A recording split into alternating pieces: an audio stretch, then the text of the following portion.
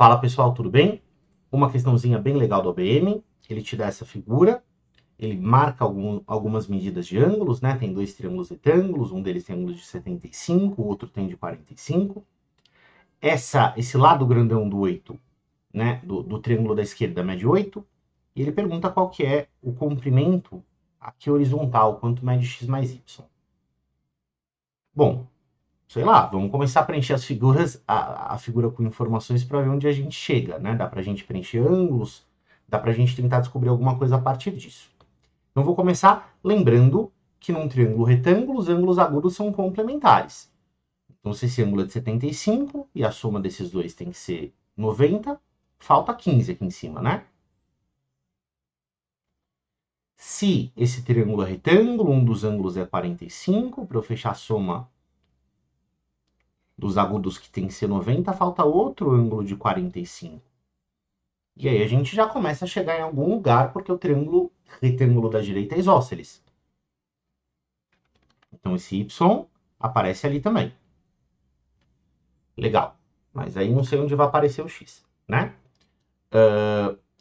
A outra coisa que eu consigo fazer nesse exercício é perceber que esses três ângulos ao redor do vértice D formam um ângulo raso de 180 graus.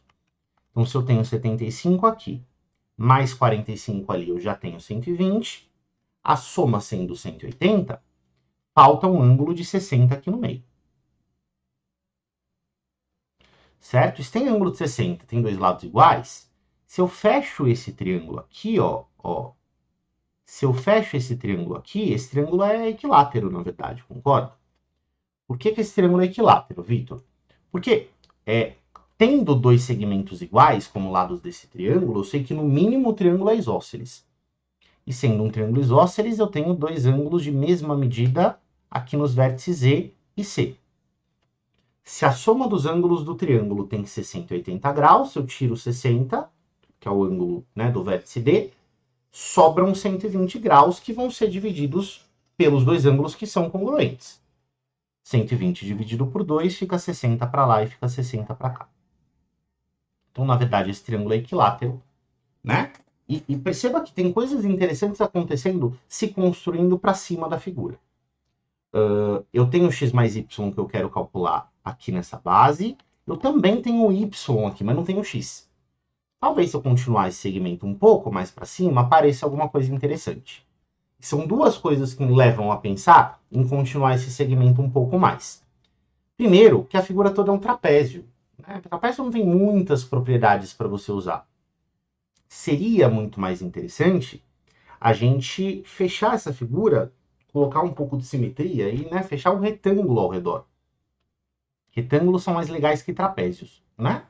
E de novo que eu falei que, como a gente está procurando x mais y, eu consegui ter percebido que esse triângulo é isósceles, me faz perceber que esse y que está se formando na vertical, ele vai ser importante para o problema de alguma maneira, certo? Então eu vou tentar, né, prolongar isso até eu fechar um retângulo ao redor da figura e ver o que aparece aqui para cima.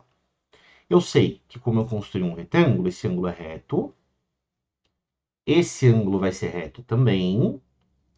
Se todo o ângulo do vértice E mede 90 graus, quanto que já tem ali? Já tem 15 mais 60, que é 75. Se todo o ângulo é de 90, o que está faltando aqui é 15. Né? E, portanto, se eu completar os ângulos, o que está faltando nesse vértice daqui é um de 75.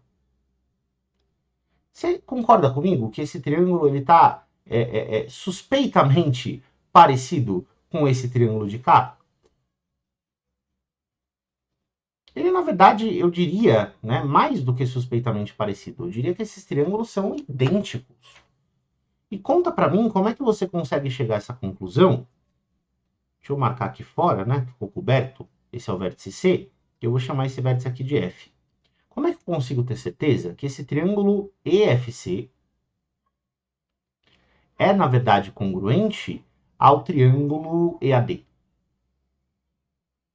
Bom, vou te afirmar que eles são congruentes pelo caso ALA, pelo caso ângulo lado ângulo. E como é que eu consigo afirmar que esse caso é o caso correto aqui para o exercício? Porque eu percebi que os dois triângulos têm ângulos de 15 e 75 graus. E entre os ângulos de 15 e 75 graus está o lado do triângulo equilátero, que naturalmente é o mesmo para os dois, né? Então eu tenho que o ângulo FEC do triângulo de cima é igual ao ângulo AED do triângulo da esquerda. Os dois medem 15. Esse é o ângulo que eles têm em comum, né? Eu tenho que o lado ED é igual ao lado EC, porque os dois são lados do triângulo equilátero. E eu tenho outro ângulo de 75 na outra ponta. Então, o ângulo FCE é igual ao ângulo EDA. Os dois ângulos medem 75 graus. Opa, encaixou certinho, né? Nesse caso, de congruência, que é o caso ALA. E os triângulos verdes marcados na figura serem congruentes significa que eles são idênticos. E idênticos em tudo, né? Não só nas coisas que a gente já tinha reconhecido como iguais. Então, essa outra medida do cateto grandão, que é 8 para o triângulo da esquerda, também vai ser 8 para o triângulo da direita. Né? E a gente percebe que esse retângulo, na verdade, é um quadrado. Se a altura do quadrado é igual à largura, né? Se a altura do retângulo é igual à largura, esse retângulo, na verdade, é um quadrado. Então, daqui eu já consigo perceber que esse x mais y da largura, na verdade, vale 8, que é o que diz a sua alternativa D de dado. Tá bom? Também você conseguia perceber isso olhando para os lados verticais, porque essa medida do cateto pequeno, que é x, ela também tem que aparecer aqui. Então, o lado vertical é x mais y, se eu olhar para o lado direito, e 8 se eu olhar para o esquerdo. Né? Como os lados opostos do retângulo são iguais, eu tenho que x mais y é 8 também quando eu observo dessa maneira. Tá bom? Espero que você tenha entendido. Até a próxima.